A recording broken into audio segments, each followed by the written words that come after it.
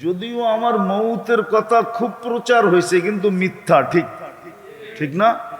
কিন্তু একদিন তো সত্য হবে, না হবে না? জান তো একদিন যাবেই, কিন্তু জান চলে যেতে পারে, কিন্তু কোনদিন আমরা আহলুস সুন্নাত ওয়াল জামাতের বাহিরে বাহিরে যাব না। যদি এটার ভিতরে থাকো তাহলে তুমি দেওবন্দিয়াতের ভিতরেও থাকবে।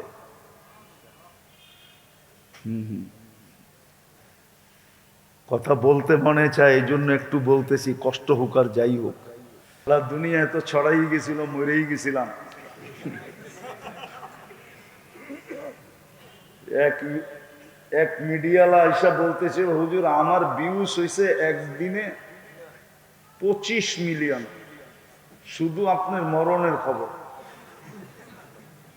এবার বোঝেন ওর পোয়া 12 কিরকম হয়েছে। 25 মিলিয়ন 24 ঘন্টায় ভিউজ হয়েছে আমার মরার খবর। দোয়া করেন আল্লাহ হায়াত দেখ।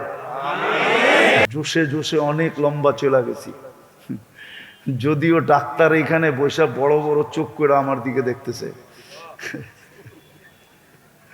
আছে আপনাদের মজলিসে ডাক্তার আছে, ও বড় বড় চোখ করে দেখতেছে যে হুজুর তো লম্বা চলতেছে, অথচ একটু আগেই ও আমার রিপোর্ট চেক করে আসছে।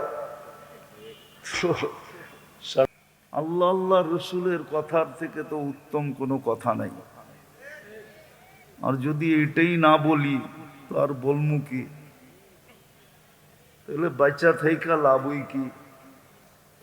বাচ্চা থেকেও কোনো লাভ নাই, আর এর চেয়ে উত্তম কোনো কথাও নাই। বিদায় বলতে বলতে যদি জান দেওয়াও যায় তাহলে তো এটা ভাগ্যের ব্যাপার।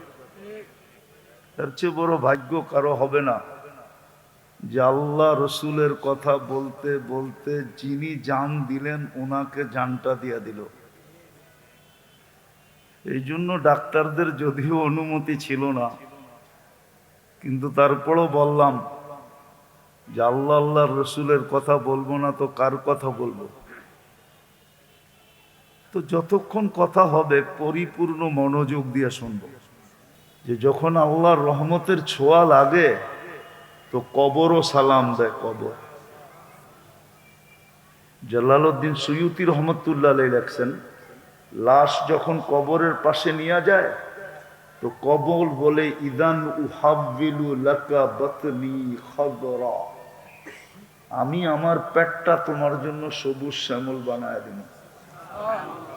ওয়া ইউহাব্বিল জিসমা কানুরা, তোমার শরীরটা নুরানি হয়ে যাবে। ইয়াসআদ রূহুকা ইলাল্লাহ, তোমার রূহ আল্লাহর সান্নিধ্যে চলে যাবে। তারাল জান্নাতা গুদুওয়া ওয়া আশিয়া, তুমি সকাল বিকাল জান্নাত দেখতে দেখতে দেখতে দেখতে সময় কাটায় দিবে। তো এই জন্য খুব মনোযোগ। আমরা শেষ হাদিস পড়ছি বুখারী, যদিও ৭,২৭৫টা হাদিস পুরা 2 ভলিউমে, আর এটাও বারবার আসার কারণে। এমনি বুখারী শরীফের ৪,০০০-এর কাছাকাছি হাদিস আছে, কিন্তু বারবার আসার কারণে ৭,২৭৫টা হয়েছে। আজকে আমরা শেষ হাদিস পড়লাম, আমাদের ছেলেদের মাথায় পাগড়ি পড়ায়া দিলাম।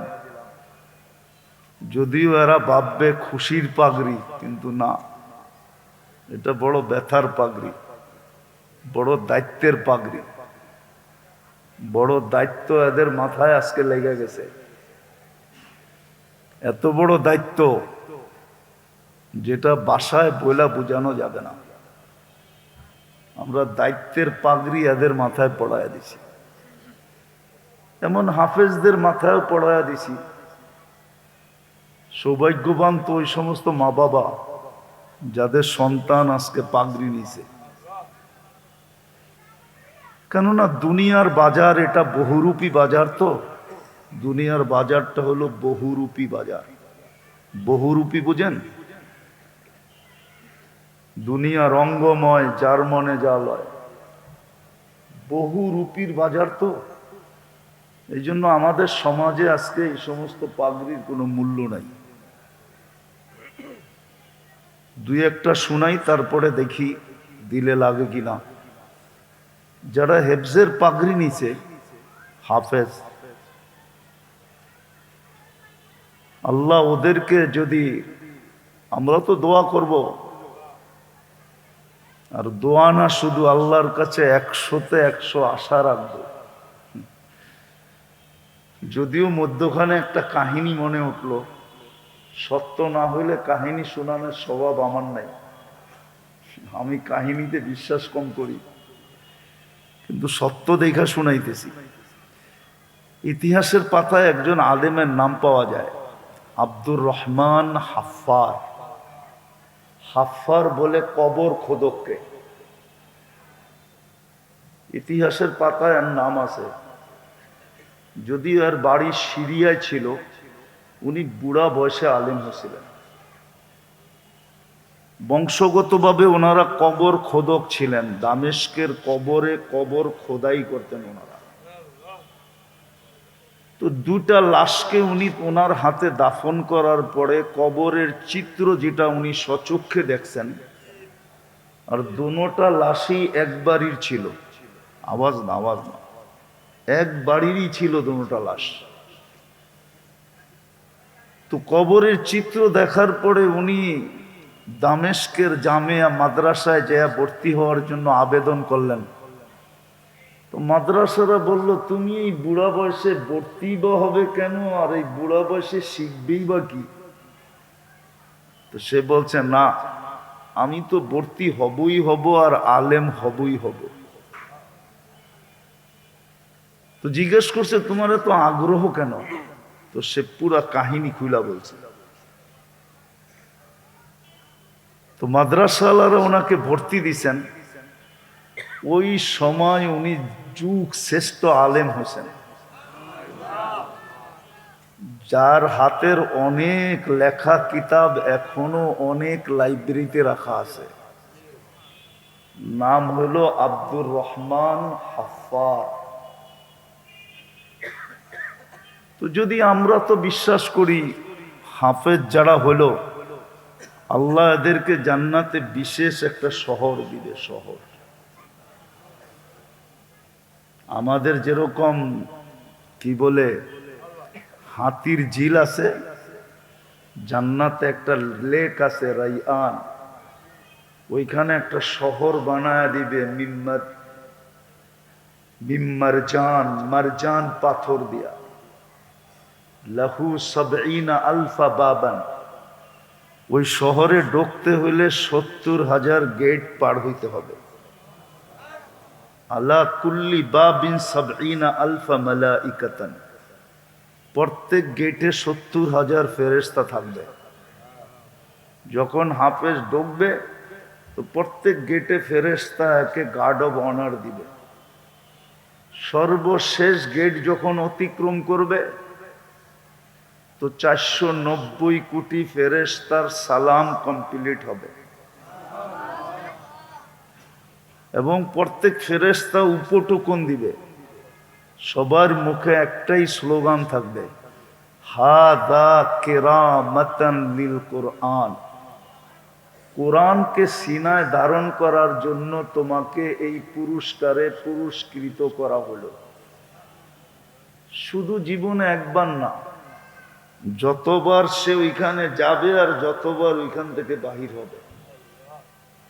এমনকি মা বাবা যখন ওই শহর দেখতে যাবে, তো মাকে মাতৃত্বের পুরস্কার দিবে, বাবাকে পিতৃত্বের পুরস্কার দিবে, পিতা হওয়ার পুরস্কার দিবে। এবার বোঝেন, যারা হাফেজ হলো ওদের মা বাবা কিরকম সৌভাগ্যবান। আরো 10 জনকে তো নিয়েই যাবে জান্নাতে। আমাদের সমাজে তো বহুত ঘর কম আছে যে ঘরে 10 জন সদস্য আছে। আগে থাকতো, এখন 10 জনওয়ালা সদস্যওয়ালা ঘর আমাদের দেশে এখন খুব কম। 10 জনকে নিয়ে যাবে। এই জন্য আমাদের বড়রা লিখছিলেন যে প্রত্যেক মুসলমানের ঘরে উচিত ছিল একজন করে হাফেজ তৈরি করা, কমসে কম। এটা তার আখেরাতের পুঁজি ছিল। আর এখানে গ্রান্টি ছিল, কদ ওয়াজাবাত লাহুমুন নার, যাদের জন্য দোজখ অবধারিত ছিল, এরকম 10 জনকে সুপারিশ করা জান্নাতে নিয়ে যাবে, আঙ্গুল ধইরা জান্নাতে নিয়ে যাবে, গ্রান্টি ছিল। কিন্তু বললাম না, দুনিয়াটা বহুরূপী, রঙ্গময়, এই জন্য বোঝা কঠিন। আর এক একজন আলেম 400 জনকে নিয়ে যাবে, আর গ্রান্টি। বাংলাদেশও আছে নিয়ম, কিন্তু গ্রান্টি নাই। প্রেসিডেন্ট ইচ্ছা করলে প্রত্যেক ফাঁসির আসামি যদি প্রেসিডেন্টের কাছে আবেদন করে, সে ইচ্ছা করলে মাফ করতে পারে, কিন্তু করবে বইলা গ্যারান্টি নেই।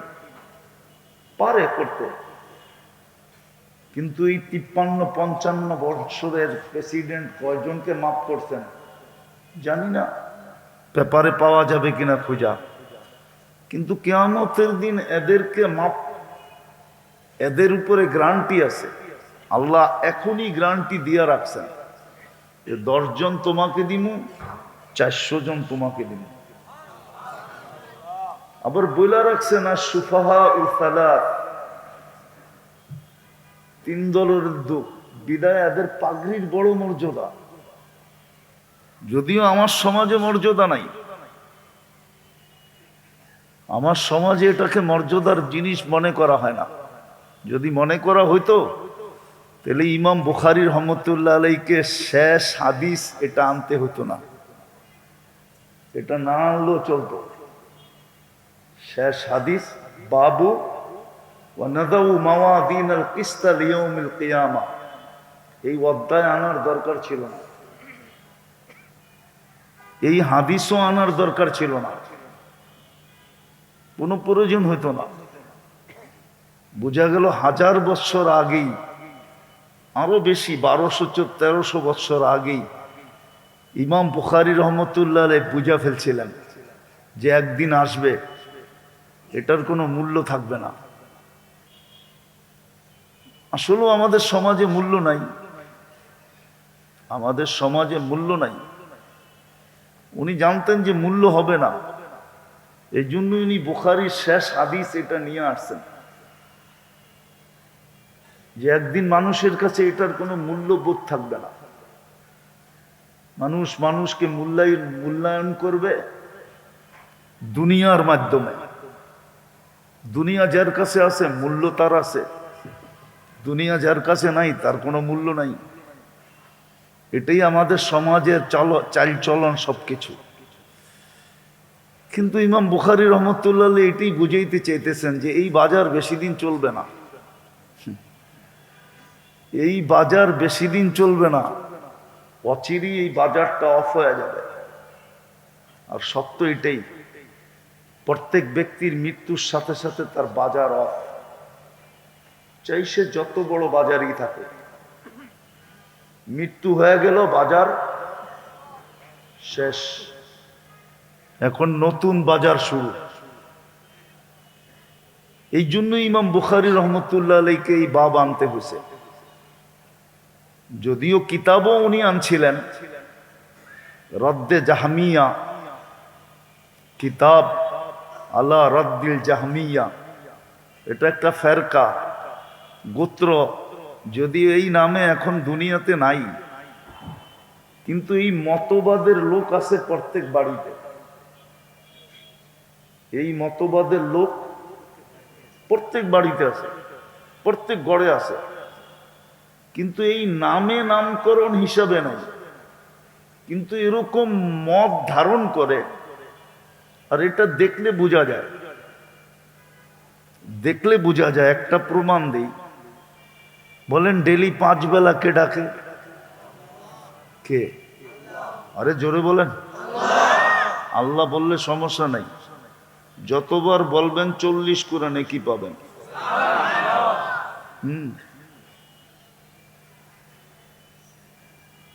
আর ইমাম বুখারী রহমতুল্লাহ আলাইহি লেখছেন যে আল্লাহর নামকে ওয়েট করার কোনো জিনিস নাই। আল্লাহর নামকে ওয়েট করতে পারে, ওজন করতে পারে। এই দ্বিতীয় ভলিউমেই আছে, কিতাবুত তাওহীদের ভিতরেই আছে। আল্লাহর নামকে ওয়েট করার মতো কোনো কি নাই, কোনো দাড়ি নাই, কোনো পাল্লা নাই, কোনো বাটকারা নাই। আল্লাহ বানানি নেই, আল্লাহর নামকে কেউ ওয়েট করবে? এই জন্য আল্লাহ বললে সমস্যা নাই, 40 নেকি পাবে। দোয়া করতে থাকেন, আল্লাহ সারা জীবনে একবার আল্লাহ বলা আপনি কবুল করে নেন। যদি একবার কবুল হলো, একবার, ইনশাআল্লাহ দেখা হবে। সমগ্র সৃষ্টি দিয়েও এটাকে ওজন করা সম্ভব হবে না। আল্লাহ নামটা কার? কে রাখছে? আল্লাহ নিজের নাম কি রাখছে? আল্লাহ। ওই আল্লাহ ডাকে, ঠিক না? চিনেন তো আল্লাহরে? চিনেন তো? কে? যিনি আমাদেরকে অস্তিত্ব দিচ্ছেন, ঠিক না? যিনি আমাদেরকে 24 ঘন্টা লালন পালন করেন, যিনি আমাদেরকে 24 ঘন্টা সুরক্ষা দেন। হায় হায় হায়, যার আমরা প্রত্যেক শ্বাসে শ্বাসে মুখাপেক্ষী, মুহতাজ, আনতুমুল ফুকারা। শ্বাসে শ্বাসে আমরা আল্লাহর মুহতাজ। চালায় তো চলি, না চালাইতে দিলে এক শ্বাস নেওয়ার ক্ষমতা নাই। আছে নাকি? বিশ্বাস করেন না করেন না? না, মনে হয় মনের থেকে করে না, ঠিক না? যুবক তো যৌবনের বাহাদুরির কারণে করে না। ও বলে আমার যৌবন আছে, যৌবনের বাহাদুরির কারণে এই কথাটা বিশ্বাস করে না যে শ্বাসে শ্বাসে আল্লাহর মুহতাজ। টাকাওয়ালা টাকার বাহাদুরির কারণে করে না, পদালা পদের বাহাদুরির কারণে করে না, আধিপত্যওয়ালা আধিপত্যের বাহাদুরির কারণে করে না। কসম খোদার, যতটুকু করা দরকার অতটুকু করে না। যদি করত তাহলে ওই আল্লাহ ডাকে 5 বার, মসজিদ ভরা না খালি? বাহিরে বেশি না ভিতরে বেশি? কয় গুণ বেশি? কত গুণ বলেন না? 90 গুণ বাহিরে বেশি, মাত্র 10% ভিতরে। যেই 2 নামাজের উপরে জান্নাতের গ্যারান্টি দিছিলেন, 2 নামাজের উপরে, হুজুররা একমত হবে কিনা আবার জানি না। মান সাল্লাল বারদাইন দাখালাল জান্নাহ। এইখানে ওয়াও আনেন নাই, ফাও আনেন নাই, সুম্মাও আনেন নাই, কোনো হরফই মধ্যখানে আনেন নাই। ফজর আর আসর জান্নাতের গ্যারান্টি দিছিলেন, কিন্তু সবচেয়ে কম মুসল্লি ফজরে, ঠিক না? আমি তো হাদিস দিলাম, এবার কোরআন দিব। কোরআন তো বলে ইন্না কুরআনুল ফজরি কানা মাশহুদা। ফজরের নামাজ তোমার সর্বঘাটিতে তোমার পাহারাদার ছিল, সিকিউরিটি গার্ড ছিল, গার্ড। তোমাকে গার্ড দিয়ে নেওয়া যাবে। কিছু গার্ড দেখলে এমনি মানুষ রাস্তা ছেড়া দেয়, কিছু গার্ড দেখলে কি করে? যেই গাড়ির সামনে পিছে সেনাবাহিনীর বহর দেখে, ওটা কি রাস্তা চাইতে হয় না এমনি দিয়ে দেয়? তো ফজরের নামাজ তো এরকম গার্ড ছিল, কোরআন আল ফজরি কানা মাশহুদা। কিন্তু ফজরের সবচেয়ে কম মুসল্লি, ডাকে কে? কে ডাকে? হায় হায়, শুধু আল্লাহ তো ডাকে না, ঠিক না? তাহলে বোঝা গেল প্রত্যেক ঘরে ঘরে এই মতবাদের মানুষ আছে যে আমলের কোনো দরকার নেই, ইমান তো আছেই।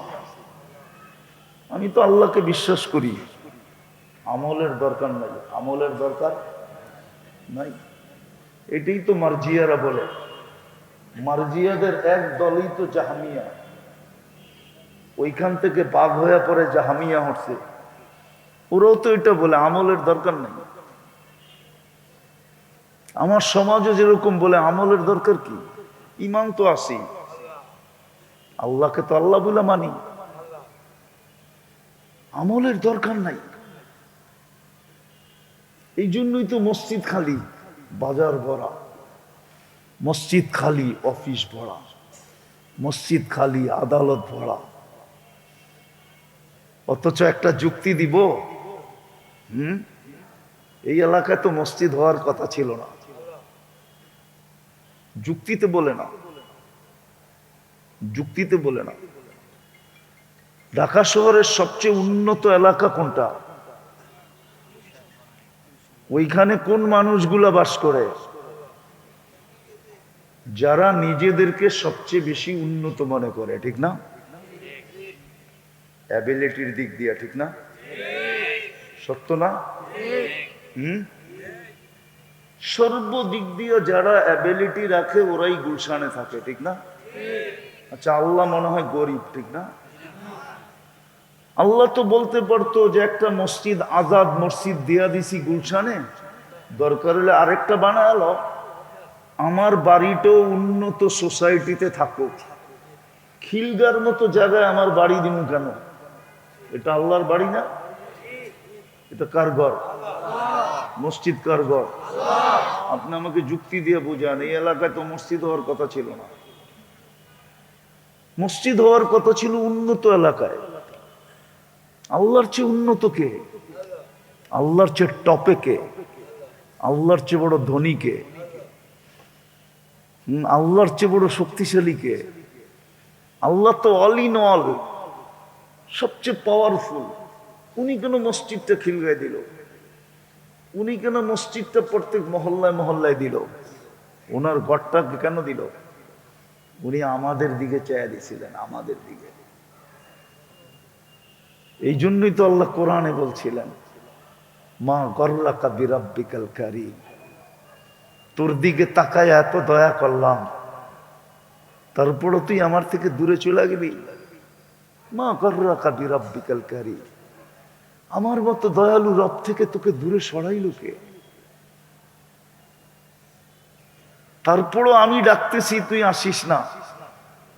তো ইমাম বুখারী রহমতুল্লাহ আলাই সর্বশেষ বাব দ্বারা, অধ্যায় দ্বারা, সর্বশেষ হাদিস দ্বারা আমাদেরকে দুটা জিনিস বুঝাইতে চাইতেছিলেন। যদিও এই কিতাব কোনো এক সম্প্রদায়কে রদ করার জন্য, প্রত্যাখ্যান করার জন্য ইমাম বুখারী রহমতুল্লাহ আলাইহি নিয়ে আসছিলেন, কিন্তু উনি দুইজনকে প্রত্যাখ্যান করতে চাইছেন, আবার একটা জিনিসকে প্রমাণ করতে চাইছেন। দুটা জিনিসকে উনি প্রমাণ করতে চাইছেন, আর দুই সম্প্রদায়কে উনি ডিনাই করতে চাইছেন, রদ করতে চাইছেন। বললাম না, যদিও নামকরণ হিসাবে আমাদের দেশে নাই, কিন্তু প্রত্যেক ঘরে ঘরে এই মতবাদের লোক আছে। নারী আছে, পুরুষ আছে, যুবক আছে, বৃদ্ধ আছে, শিক্ষিত আছে, অশিক্ষিত আছে, ধনী আছে, গরিব আছে, শাসক আছে, শাসিত আছে, পদস্থ আছে, পদহীন আছে, প্রত্যেক শ্রেণীর মানুষ আছে যারা আমলের প্রয়োজন মনে করে না। বলে আমলের প্রয়োজন নাই, প্রমাণ দিলাম আমি। যদি আমলের প্রয়োজন মনে করতো তাইলে কমসে কম একটা হইলেও করতো, যেই একটা না 100টা ছিল। যেমন নামাজ একটা না, নামাজের ভিতরে 100টা রাখা আছে, 100টা। এই জন্যই তো হাদিস ঘোষণা দিছেন, ইদা সালুহা সালুহা সাইরুল আমাল। নামাজ যদি আল্লাহকে কমপ্লিট করে দেখাইতে পারো, তাহলে আল্লাহর রসুল বলে আল্লাহ তোমাকে কমপ্লিট বইলা লেখা দিবে। নামাজ কমপ্লিট, জীবন কমপ্লিট।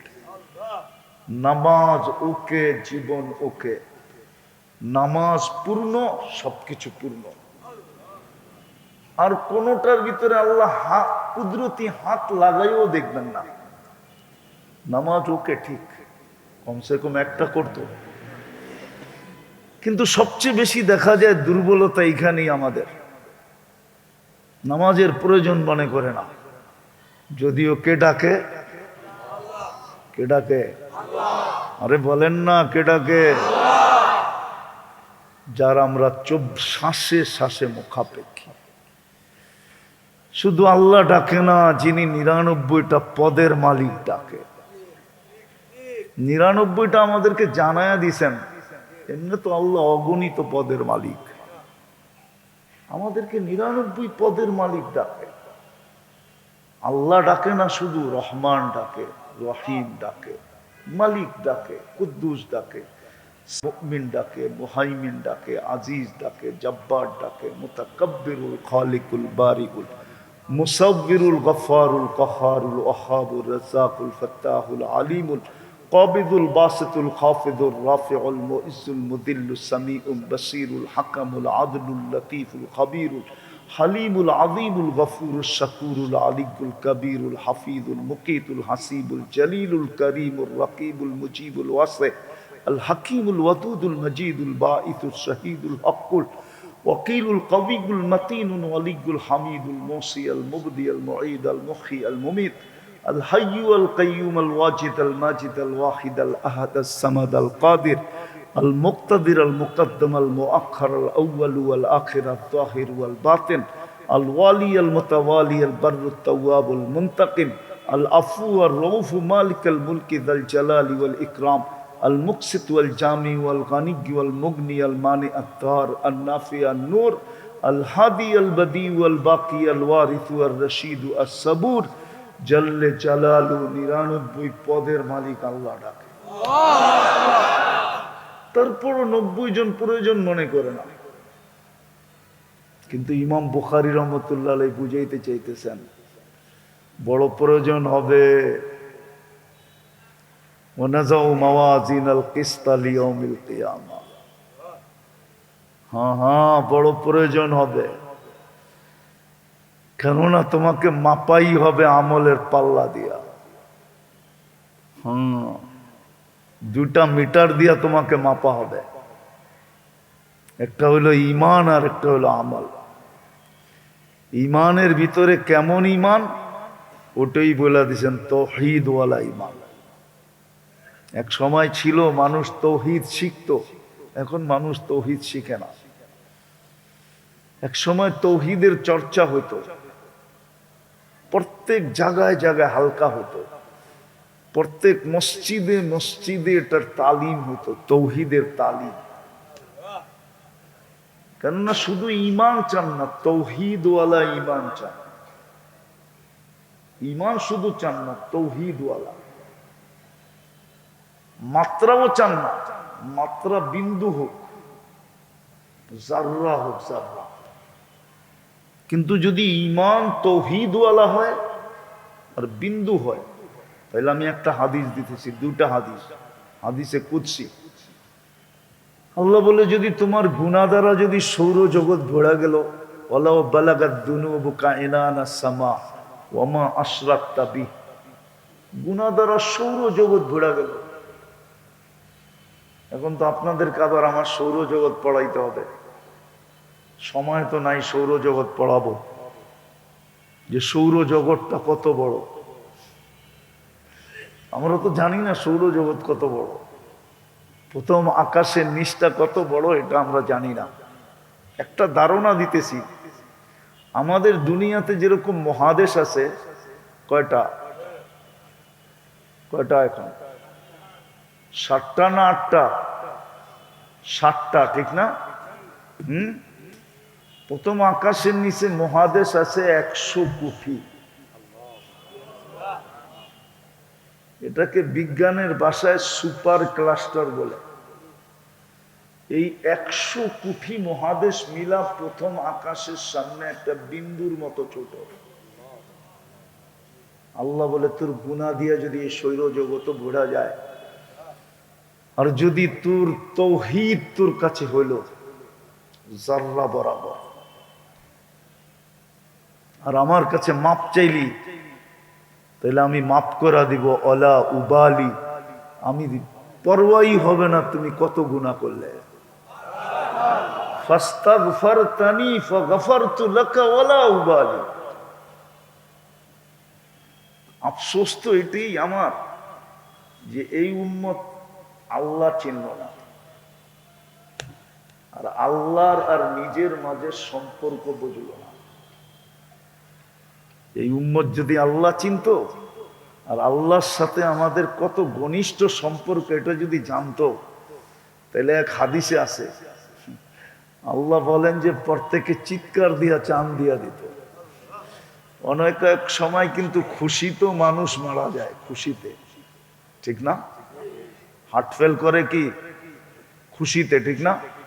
আল্লাহ বলে খুশিতে মরে যেত, আমরা জানি না। দ্বিতীয় আল্লাহ বলে তোর যদি মাপ চাওয়ার সুযোগ না হয়, মাপ চাওয়ার সুযোগ হলো না, লাউ আতাইতানি বিকুরাবিল আরদি খাতায়া, পুরো জমিনের পরিধি তুমি গুনাহ দিয়া ভরা দিলা, কিন্তু মাপ চাওয়ার সুযোগ হলো না। কিন্তু তৌহিদ আছে তোমার কাছে, অল্প হোক, লাউ আতাইতানি বিকুরাবিহা মাগফিরা, তো আমি দ্বিগুণ মাগফিরাত নিয়ে তোমার সাথে সাক্ষাৎ করব। তো যেটা ইমাম বুখারী রহমতুল্লাহ আলাইহি বুঝাইতে চেয়েছিলেন, যে এই উম্মতের একটা সময় আসবে আমলের কোনো প্রয়োজন মনে করবে না। যেমন আমি একটা প্রমাণ দিলাম, 90% মানুষ নামাজ পড়ার প্রয়োজন মনে করে না,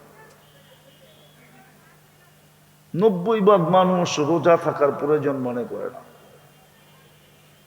মুসলমানের বেশিরভাগ সংখ্যার মানুষ যাকাত দেওয়া প্রয়োজন মনে করে না, হজ করার প্রয়োজন মনে করে না, সারাদিন বক্ষণ করে আল্লাহটা। এই যুবক করে জিজ্ঞাসা করেন, সারা দিনে একবার মনের থেকে আল্লাহ বলে কিনা? একবার জিজ্ঞাসা করেন এদেরকে, সারা দিনে যদি একবার মনের থেকে আল্লাহ বলতো, একবার। এই মজমায় জিজ্ঞাসা করেন কয়জন আছে ডেলি 100 বার আল্লাহ বলে? আমরা আল্লাহ বলা প্রয়োজন মনে করি না, যদি এটা বড় আমল ছিল, বহুত বড় আমল। আরে রাগ হয়েন না, আমি বুঝানোর জন্য বলতেছি, আমি কারো বিরোধিতায় বলতেছি না, কাউকে ইঙ্গিত করে না। আমরা তো এই সমাজেই বড় হয়েছি, ঠিক না? এই দেশেই তো জন্ম নিছি, দাড়িটা তো এই দেশেই পাচ্ছে, ঠিক না? আমরা তো দেখি সারাদিন নাম জপতে জপতে জপতে জপতে জপতে থাকে, এর 100 ভাগের 1 ভাগও যদি আল্লাহ জপত, তাহলে মনে হয় সব কুতুব হয়ে যেত, কুতুব। অথচ দলীয় প্রধানের নাম, ব্যক্তিত্বের নাম সারাদিন এতবার জপতে থাকে, সারাদিন জপতে থাকে, অথচ আল্লাহর নাম জপা সবচেয়ে বড় ডিউটি ছিল আমাদের। হায়, কোরআন তো এটাই বলছিল, কুতিলাল ইনসানু মা আকফারা। ও মানুষ, এই জন্যই তো 96 বার বলছেন আল্লাহ আর রহমানের ভিতরে, 96টা নেয়ামতের কথা বলছেন। প্রত্যেকটা নেয়ামতের পরে আল্লাহ কি বলছে? সাবিয়াইয়ে। এটার অর্থ কি? এটা আমার কাছে আরেকটা অর্থ আছে, দেখি এটা মনে লাগে কিনা। আল্লাহ এক একটা নেয়ামত বলে বলছে, আমরা বলি আমার কোন কোন নেয়ামতকে অস্বীকার করবে। আমি এই তর্জমা মানি, কিন্তু আমি একটা তর্জমা আপনাদেরকে শুনাই। আল্লাহ যেন আমাদেরকে বুঝাইতে চাইতেছে, আমি ৯৬টা নেয়ামত তোকে দিলাম, বল তুই আমাকে কি দিলি,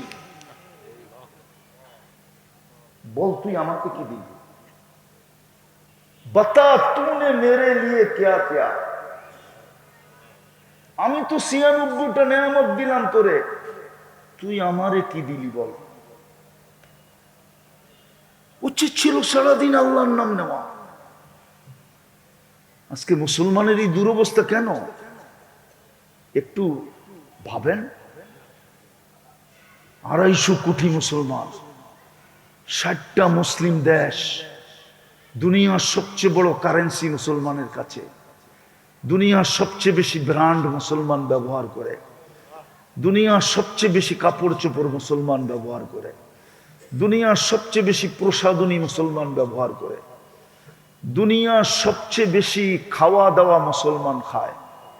মুসলমানের চেয়ে বেশি আইটেম দুনিয়ার কেউ খায় না। কেউ আমাকে মিলাইয়া দিতে পারবে না। চ্যালেঞ্জ সারা দুনিয়ার মিডিয়ার সাথে আমার, কেউ আমাকে মিডিয়া দিয়ে মিলাইয়া দিতে পারবে না যে মুসলমানের চেয়ে বেশি কাপড় চোপড় কেউ পরে। আমি এই নূরবাগের মাদ্রাসার কমপ্লেক্সের ভিতরে বসে বলতেছি, আর নূরবাগ তো পুরাটাই শিক্ষিত, কেননা নূরবাগের মানুষের সামনে আমাদের শিক্ষার কোনো মূল্যই নেই। আমরা নিজেদেরকে শিক্ষিত মনে করি না। উনাদেরকে আমি জিজ্ঞেস করি, বিল গেটসের যদি কোনো একটা শার্ট $৩০০ বেশি কেউ দেখাইতে পারে, ওর জুতা আমার গাল। $৩০০ উপরে কোনো শার্ট নাই ওর। কিন্তু এই নূরবাগে এরকম লোক পাওয়া যাবে, নাম বলবো না, চিনি আমি, যার একটা গেঞ্জির দাম, গেঞ্জির হাতা কাটা গেঞ্জির দাম সিঙ্গাপুরি ডলারে $১৫০০। আমরা চিনি, আমরা দুনিয়া ঘুরে বেড়াই, আমরা চিনি। মুসলমানের চেয়ে দামি জিনিস কেউ পড়ে না। তারপরও মুসলমান আজকে সারা দুনিয়ায় ঘৃণিত কেন, দীক্ষিত কেন, অবহেলিত কেন, লাঞ্ছিত কেন, বঞ্চিত কেন, এই দুরবস্থা কেন? যদি মুসলমানদের দুরবস্থা আমার যুবকরা না দেখতো, ওরা সারাদিন নেটে দেখতে থাকে যে ইসলাম মুসলমান মানি একটা কলঙ্ক। এই জন্য ও চুলের স্টাইল পাল্টায় ফেলছে, চুলের স্টাইল চেঞ্জ। ও জানে মুসলমান এটা একটা কলঙ্ক নাম, বিদায় আমি চুলের স্টাইলটা চেঞ্জ করে দেখি আমার মাথার থেকে কলঙ্কের তিলকটা আমি সরাইতে পারি কিনা। এই জন্য ওর পোশাক আশাক ভিন্ন, ওর চাল চলন ভিন্ন, আমাদের যুবতীদের চাল চলন ভিন্ন, আমার পুরো সমাজের চাল চলন ভিন্ন। নইলে যে উম্মতকে দাড়ি দিলেন জান্নাতে যাওয়ার জন্য, ওই উম্মত দাড়ি শেভ করে? এই উম্মতকে তো দাড়ি দিছে জান্নাতে যাওয়ার জন্য। আমি হাদিস দিতে পারি আপনাকে। যাকে আল্লাহ মুসলমানের ঘরে নিজে নির্বাচিত করলেন, আল্লাহ উম্মতে মোহাম্মদী বানাইলেন, বুঝা আমি শেষ জায়গায় চলে আসছি। জোশে জোশে অনেক লম্বা চলে গেছি, যদিও ডাক্তার এখানে বসে বড় বড় চোখ করে আমার দিকে দেখতেছে। আছে আপনাদের মজলিসে ডাক্তার আছে, ও বড় বড় চোখ করে দেখতেছে যে হুজুর তো লম্বা চলতেছে, অথচ একটু আগেই ও আমার রিপোর্ট চেক করে আসছে। সারা দুনিয়ায় তো ছড়াই গেছিল, মরেই গেছিলাম।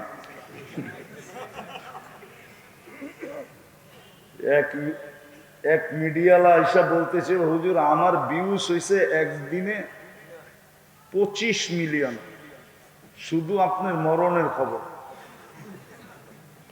এবার বোঝেন ওর পোয়া 12 কিরকম হয়েছে।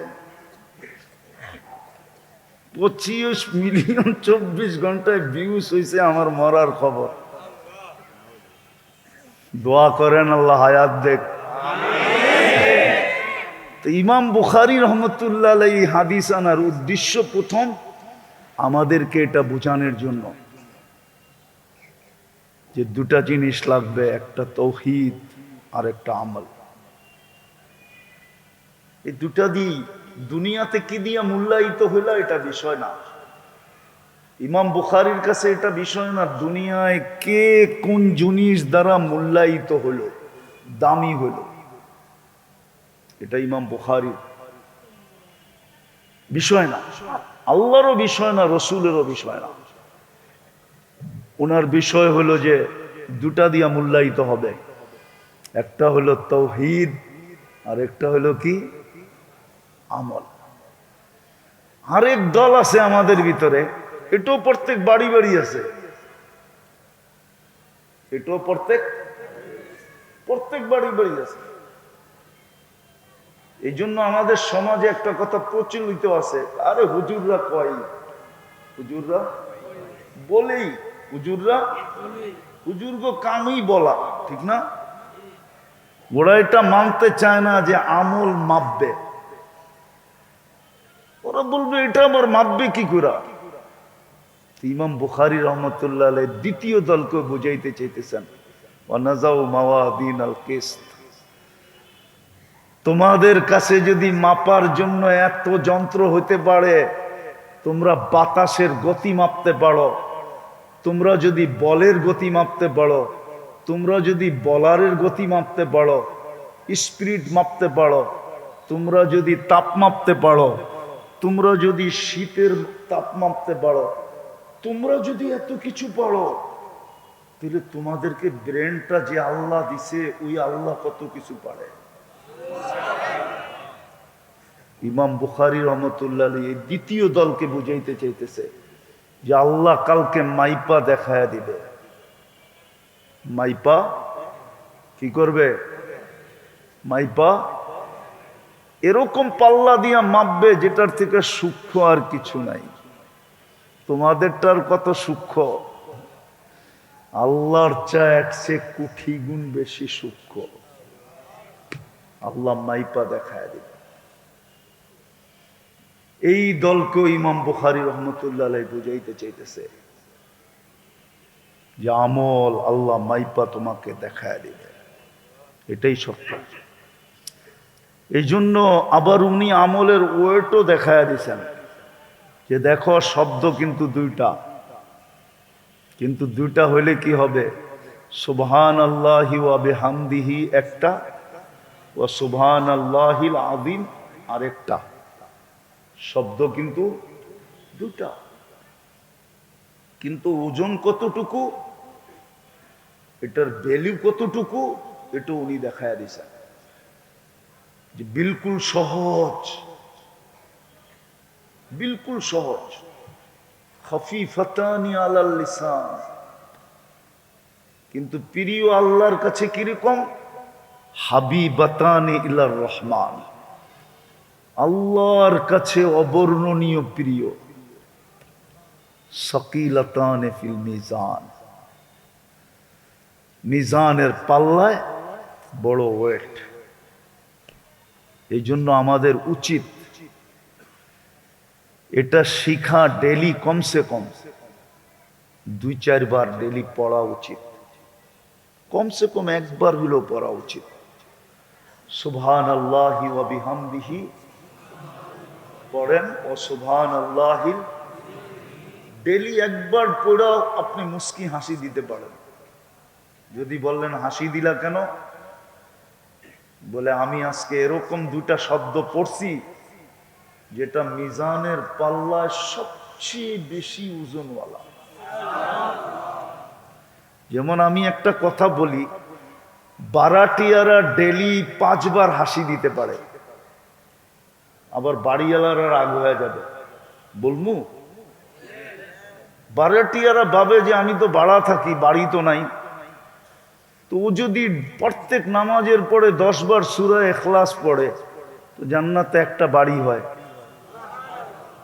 তো 5 ওয়াক্তে পড়লে কয়টা বাড়ি? কি তো প্রত্যেক নামাজের পরে 10 বার করে একটা হাসি দিতে পারে।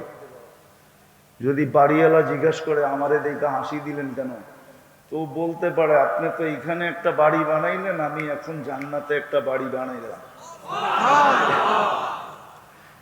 তো এরকম এটাও আমরা ডেলি একবার পড়ে হাসি দিতে পারি। কি পড়বেন তো? আর আমার ছেলেদেরকে আমি বলবো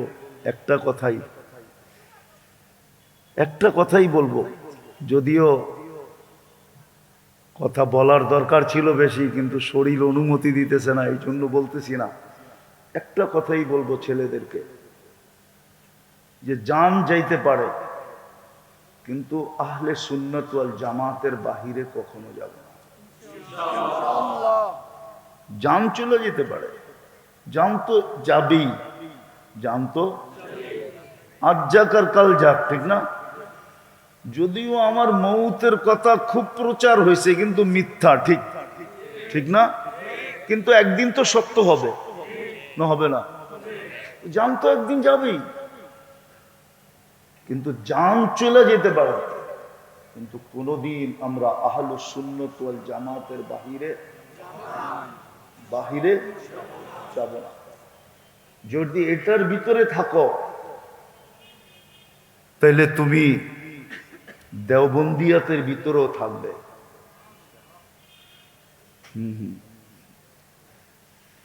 কথা বলতে মনে চায়, এই জন্য একটু বলতেছি, কষ্ট হোক আর যাই হোক।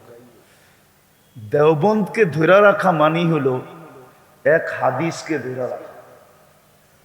কি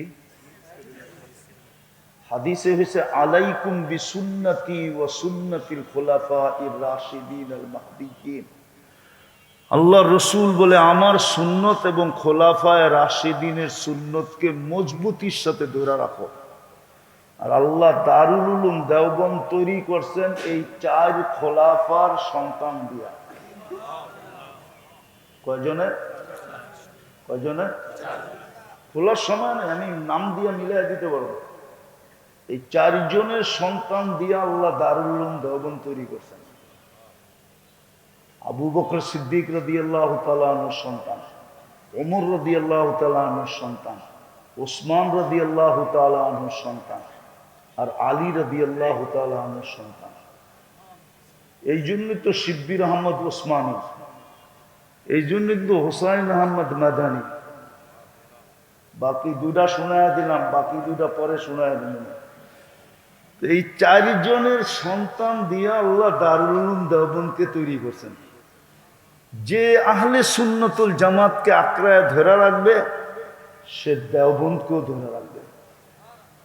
আর আহলে সুন্নতুল জামাতকে ধরবে না, সে দেওবন্দকেও ধরবে না। আচ্ছা, আরেকটা কথা মনে উঠল, অনেক সময় আমাদের সমাজে দেখা যায় যে ইমাম বুখারী রহমতুল্লাহ আলাইকে এত উপরে উঠায় যে অন্য অন্য ইমামদেরকে পায়ের নিচে নিয়ে যায়।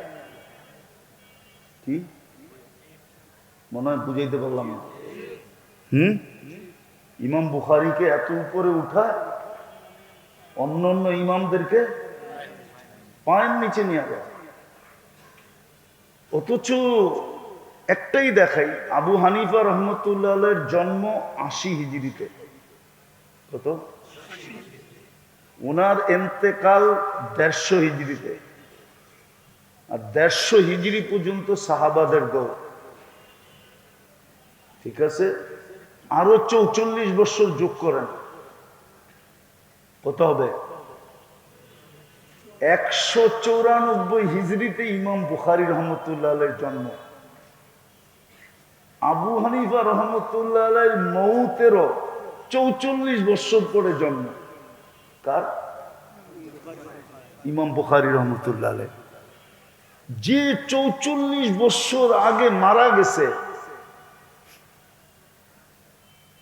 ইমাম তিরমিজি রহমতুল্লাহ আলাইহির কথা মতো, যে আমার চেয়ে যে বয়সে একদিন বড়, সে আমার চেয়ে বেশি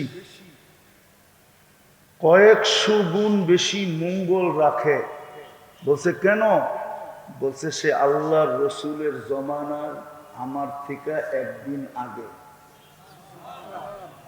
অথচ আবু হানিফা রহমতুল্লাহ আলাইহি পুরা সাহাবাদের জামানা পাইছে। আরেকটা মজার খবর শোনানো, শেষ হাদিস যেটা পড়লো আশকাব, যেটা আশকাব কি রাবির নাম কি, আহমদ ইবনে আশকাব, ইনি আবু হানিফা রহমতুল্লাহ আলাইহির ছাত্র, ইনি কুফি। ইনি কি ইমাম বুখারী রহমতুল্লাহ আলাইহির শেষ হাদিসও আনছেন আবু হানিফা রহমতুল্লাহ আলাইহির ছাত্রের থেকে। আবার বুখারীর যে প্রথম হাদিস, এই ইন্নামাল আমালু বিন্নিয়াত, এই প্রথম রাবি ও হুমায়দি, এই হুমায়দিও আবু হানিফা রহমতুল্লাহ আলাইহির ছাত্র। আমি আসমাউর রিজালের উপরে তকরির করতে চাইতেছি না, এখন মহলই নাই, ছেলেদের ভিতরে এতটুকু যোগ্যতাই নাই।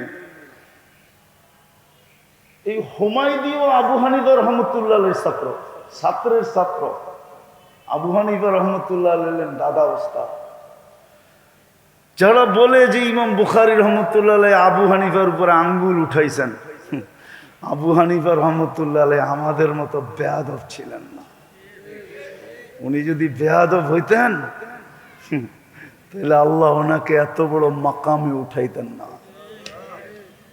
দাদা ওস্তাদের মর্যাদা ওনার কাছে ছিল। বিদায় যতটুকু বললাম, চলেন তৌহিদ আর আমল এটাকে আঁকড়ায় ধরি।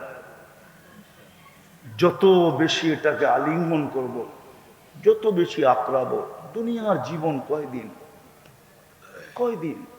নাই, মিলল কিছু। ক্ষুদাই জীবন শেষ হয়ে গেল।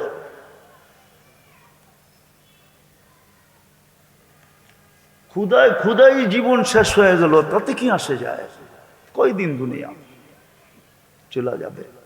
কিন্তু তৌহিদ আর আমলের সাথে যদি দুনিয়ার থেকে বিদায় নিতে পারলাম, তাহলে কালকে আল্লাহর কাছে বড় মর্যাদা পাবো। আল্লাহ আমাদেরকে বুঝার তৌফিক দান করেন।